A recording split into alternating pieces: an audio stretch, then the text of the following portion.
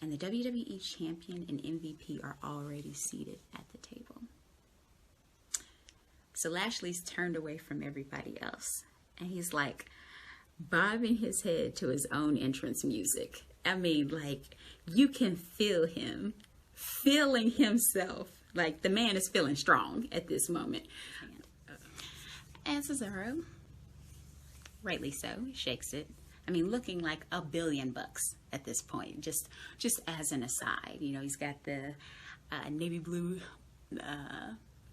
like a short sleeve button up with the white stitching, the tiny little polka dots.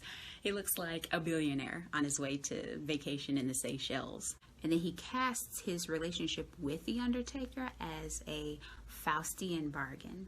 So basically the Undertaker sold his soul, and when it was time to collect, the collection came in the form of his undefeated streak at WrestleMania, because, you know, Paul was special counsel for Brock Lesnar.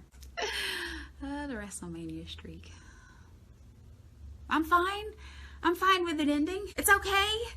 It's all right that it ended. I'm fine with it ending. Can you tell I'm not fine with it?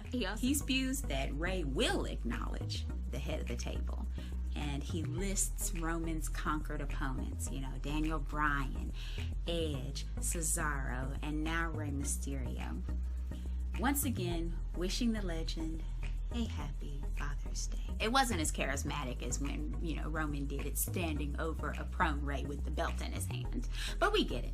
We get it. You're in his pocket, you know, snuggled up with a Roman Reigns blankie and a binky and a little teddy bear with the symbol on his chest. We got it. We got it. I could tell from what Charlotte had on when she came out that she was going to win. And sometimes the wardrobe gives me all I need to know. And when she came out in the peacock, the peacock feathers, I already knew. And the stank look on Nikki's face with like that upturned mouth. Go back if you don't have if you have a Peacock account. That stank look she had on her face when Charlotte came out, that was enough. I knew that Nikki was gonna lose then, but like that look almost made up for it. Go back. That didn't happen in the ring, but what did happen in the ring was Karrion Kross annihilating Morrison, putting him in the cash jacket. Now, Kross vowed to eliminate John Morrison out of existence. And he followed through. The charisma, the allure, the intensity of Karrion Kross in the Moist TV segment was insane. Now, as for the interview, the former KPZ tries to catch up with Karrion Kross, and he turns around and shushes him. The most terrifying shush I've ever seen. No questions. He's got something to say, and Patrick is gonna listen. He says that Morrison told him he needed to tell the fans who he was, but they already know. The problem isn't the people not knowing who he is. He doesn't sometimes. He doesn't always know who he is, but he says that he enjoys hurting people and that he's good at it.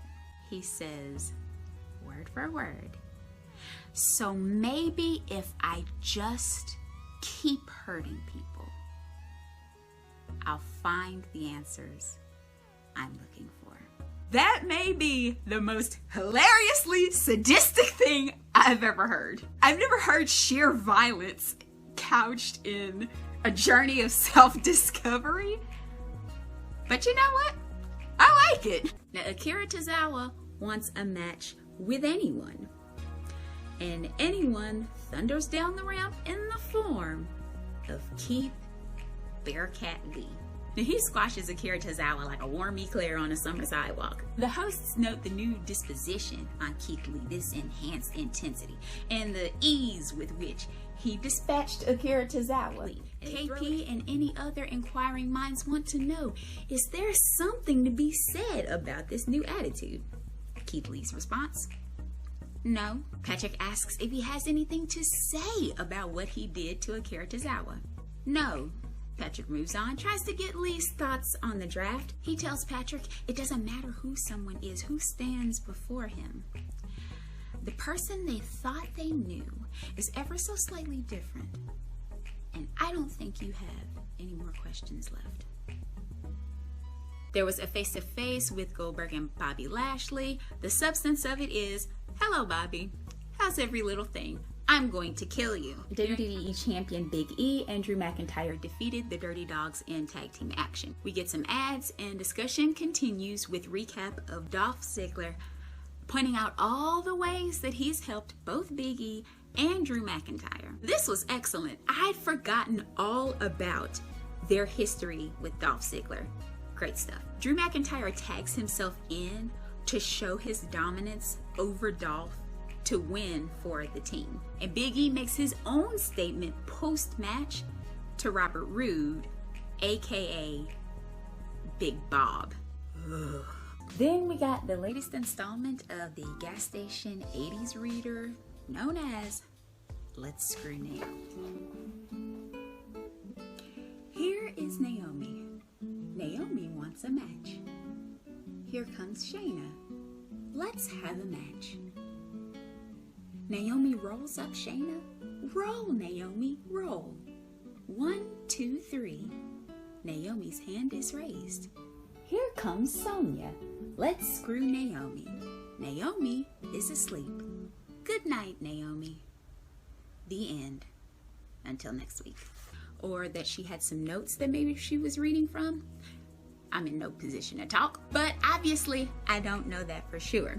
If they want to do a romance angle with Aaliyah and Ricochet, I'm cool with it. It'll give them both some camera time, hopefully. They're both beautiful people, and you know, why not? Maybe that attention will kind of propel them forward in ring as well. I will say this though, that he's been helping me a lot line. It kind of demonstrates this habit, this bad habit that WWE has when it comes to their stories. I'm gonna call it like an English 201 problem. In the past decade or so, maybe even longer, they've gotten into this habit of telling the audience what's happening. They do this through the performers. Oh, it's been this way. She's done this for me. They've been mentoring me, and so on. You don't do that in writing. You don't tell people things. You show them. They literally have unlimited time for these long-running, year-round TV shows. Put in some backstage segments. Split screen the ads if you need more time. Cut down Roman's entrances if you have to. But we don't want to hear about Ricochet helping Aaliyah a lot. We want to see him helping her. Talking Smack begins with the opening promo with Roman and the wise man Paul Heyman announcing the Battle Royal to determine the #1 contendership for Roman's Universal Championship. He was on level 250 jerkiness and it was sensational, let me tell you. Ask me how I know. Cause I was there in Greensboro for the taping and I was right with him on all his points. Yes, he's our tribal chief. Yes, he smashes folks until he hit that greatest of all time. See, that's where he lost me. Then they go further into the Black Friday Invitational Battle Royal. My goodness. When I tell you that we went absolutely nuts when we thought maybe Jeff Hardy had won, it was unreal, the screaming in there. But I'd seen Sammy go through the second rope, so from that point, I just kept asking, okay, where is Sami Zayn? When is he getting back in? Knowing good and well he was not coming back until someone else had already won, or thought they'd already won. And when Sami Zayn pushed Hardy over, the boos that were whipped at him, I went back and watched, and TV did not come close to capturing how loud it was. They wanted to tear that man's throat out. He got even more heat after the camera went off. He's calling us morons, how it doesn't matter how loud we boo, Jeff Hardy's lost. Ooh, it was heinous. Then they ran back a piece of the interview she did with Michael Cole and Toni Storm confronting her, which led to the single dumbest moment of the entire night. Toni Storm, new star on the roster, receiving 2 pies in the face. No retribution, no cat fight, no fight, just whipped cream and sadness.